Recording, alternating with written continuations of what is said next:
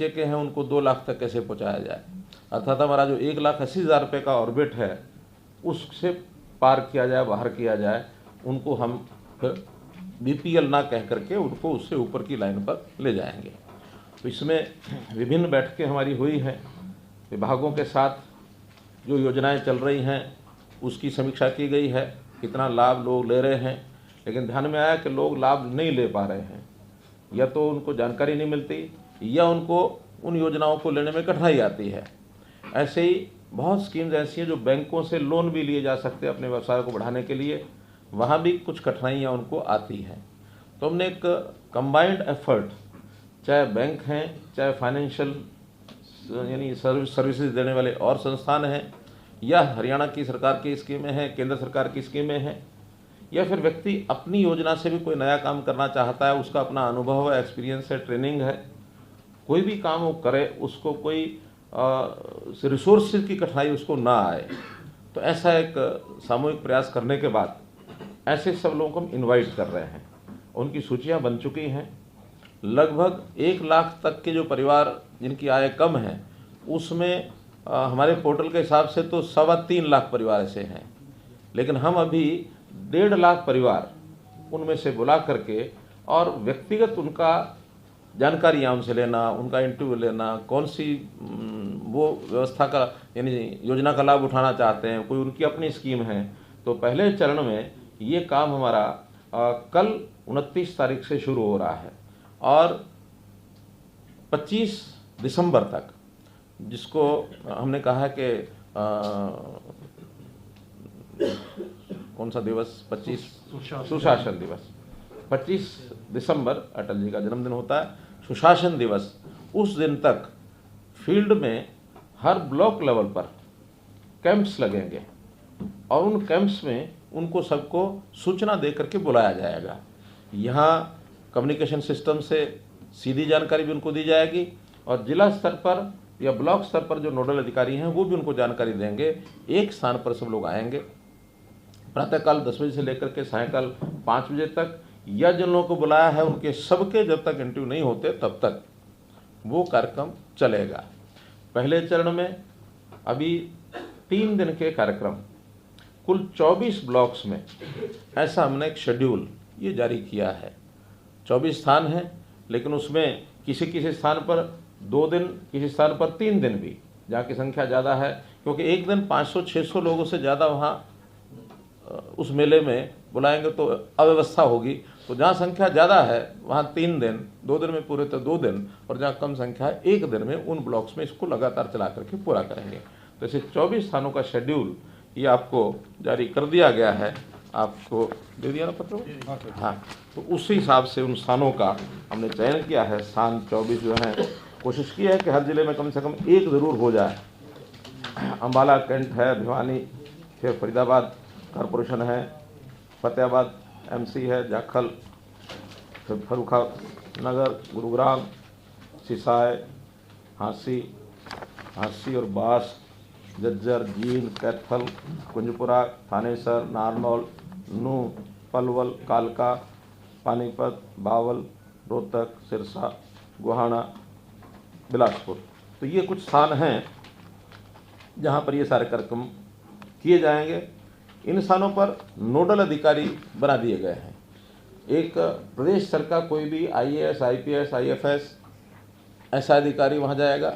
एक बार जिला स्तर पर भी नोडल अधिकारी DCs ने तय करके नाम भेजे हैं, वहाँ जिले में भी जो लोग हैं एक अधिकारी वो रहेगा। कुछ जो जनप्रतिनिधि हैं उनको भी सूचना हुई है, अपने अपने क्षेत्र में जो जनप्रतिनिधि भी जाना चाहे तो वो भी वहाँ जाएगा, दिन भर रहेगा। सोशल वर्कर, सोशल संस्थाएं जो इन कामों में सहयोग कर सकती हैं, ऐसी भी सूचना उनको दी गई है, वो भी ले जा करके कोई योजना में, क्योंकि जिस प्रकार के लोग आएंगे कई बार अपनी बात को ठीक से वो एक्सप्रेस नहीं कर पाते हैं, पढ़ाई लिखाई भी कम है, उनको योजनाओं का पता भी नहीं है। तो ऐसी सारी योजनाओं की सहायता करने के लिए इस प्रकार के सब लोग वहाँ उपस्थित रहेंगे। हमारी जो लोकल कमेटीज हमने बनाई हैं उनको भी सूचना दी गई है कि उनके लोग भी वहाँ उनके साथ रहें। अर्थात ये दिन भर एक मेला होगा। भले लाभार्थी यानी अपेक्षित जो हैं वो तो 500-600 ही हैं, लेकिन उनके साथ आने वाले लोग, सामाजिक कार्यकर्ता, फिर ये सेटअप के जो लोग हैं कुल मिलाकर के शायद 500 की अगर जगह 1000 भी आ सकते हैं। तो दिन भर वो एक मेला टाइप ये कार्यक्रम होगा। प्रयोग है, इस प्रयोग में पहले 3 दिनों में कितनी हमें सफलता मिलेगी, कितनी हमको कठिनाइयाँ आएंगी, कितने नए सुझाव आएंगे, उनको भी साथ साथ हर दिन वहाँ से जो इन्फॉर्मेशन आएगी, फीडबैक आएगा, उसके हिसाब से नई चीज़ें क्या करनी हैं। तो इस 3 दिन के बाद नया शेड्यूल 1-2 दिन का गैप डाल करके फिर जारी किया जाएगा, ताकि इन सब को हम 25 दिसंबर तक पूरा कर सकें। 180 के आसपास ये सब स्थान हैं जहाँ ये सब कार्यक्रम जो हैं किए जाएंगे। कुल कार्यक्रमों की संख्या तो ज़्यादा हो जाएगी, क्योंकि एक स्थान पर एक से ज़्यादा कार्यक्रम, जैसा मैंने बताया, वो भी होंगे। तो इस प्रकार से ये कार्यक्रम बनाया गया है। वहाँ पर व्यवस्थाएं सारी बता दी गई हैं, उनको डिस्ट्रिक्ट एडमिनिस्ट्रेशन और ब्लॉक लेवल के जो लोग हैं उनको सब व्यवस्था बता दिए गए हैं। एडीसीज डीसीज के साथ डिटेल्ड एक मीटिंग भी हुई है, और उनके साथ वीडियो कॉन्फ्रेंस भी हुई है। उनको एसओपी बना करके जारी भी कर दिया गया है कि डिस्ट्रिक्ट एडमिनिस्ट्रेशन ने क्या करना है, विभागों ने क्या करना है, बैंक से क्या अपेक्षा है, और जो बेनिफिशियरी, संभावित बेनिफिशियरी है, उससे क्या क्या जानकारी लेनी है। बहुत सी जानकारियां तो परिवार पहचान पत्र में ले ली गई हैं, लेकिन उसके अतिरिक्त व्यवसाय के नाते, काम के नाते, इनकम बढ़ाने के नाते उनसे भी पूछताछ की जाएगी। जो योजनाएं सारी, आपको एक पत्रक और दिया गया है जिसके अंदर योजनाओं का उल्लेख है सब, और इस योजनाओं में मैं अभी पढ़ रहा था, योजनाएं तो 50 से ऊपर लिखी हैं, लेकिन कुछ ऐसी हैं जो शायद व्यक्ति के लिए नहीं हैं, ग्राम के लिए हैं, बस्ती के लिए हैं, विभागों के लिए हैं। तो व्यक्तियों के लिए लगभग 42 योजनाएं ऐसी हैं जिसमें से व्यक्ति अपनी इनकम बढ़ा सकता है। तो उस प्रकार की ये सब योजनाएं दी गई हैं। इनके सब के वहाँ हर एक कैंप के बाहर कई कई जगह चार्ट लग जाएंगे। उन चार्ट्स को पढ़ेंगे, उसमें बेनिफिट यानी क्या मिलेगा उनको, लोन का मैक्सिमम लिमिट क्या है, और उसकी पात्रता क्या उसमें तय की गई है। अलग अलग वर्गों के लिए, जैसे एससीज के लिए कुछ योजनाएं हैं, बीसीज के लिए योजनाएं हैं, महिलाओं के लिए हैं, दिव्यांगों के लिए हैं, गरीबी के हिसाब से कुछ हैं, कृषि की अलग हैं, उद्योग की अलग हैं, लघु उद्योग जो है एमएसएमई उसकी अलग हैं, और स्किलिंग की योजनाएं अलग हैं। 3 महीने का स्किलिंग का कोर्स करने के बाद उनको कोई ना कोई व्यवसाय करने में आगे कैसे सुविधा मिलेगी। तो ऐसे एक मल्टीपल एक जिसको कहना चाहिए एक अफेयर्स, ये इसके अंदर बताए गए हैं। जाते ही व्यक्ति एक वेलकम डेस्क के ऊपर जाएगा, ताकि उसको कोई बात आगे कहाँ जाना है इसकी जानकारी नहीं है तो बता दी जाएगी। सब लिखित होगा तो भी एक वेलकम डेस्क होगा।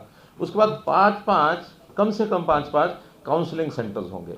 वो किसी भी एक काउंसलिंग सेंटर पर जाएगा, सब जानकारियाँ ली जाएंगी, उससे पूछताछ की जाएगी कि किस प्रकार का काम वो कर सकता है। कोई व्यक्ति खेती से जुड़ा कर सकता है, कोई पशुपालन की दृष्टि से कर सकता है, कोई मशरूम के नाते से कर सकता है, कोई दुकान बना सकता है, कोई सरकारी योजनाओं में योजना उसका लाभ उठा सकता है। तो उसी हिसाब से उन काउंटर्स पर भेजा जाएगा। उन काउंटर्स पर डिटेल्ड 5-6 लोग रहेंगे, डिटेल्ड एक जानकारी उससे लेकर के उसको रिकमेंड किया जाएगा कि हाँ ये काम ये कर सकता है। एक की बजाय 1, 2, 3 भी बताए जा सकते हैं, इन 3 में से भी कोई कर सकता है। वो फिर बैंक्स के काउंटर्स होंगे। उन बैंक के नोडल जो बैंक होंगे उस क्षेत्र के, कहीं 5 हैं, कहीं 6 हैं, ऐसे बैंक्स के सबके अपने अपने काउंटर होंगे। वो फिर बारी बारी से उनको भेजेंगे।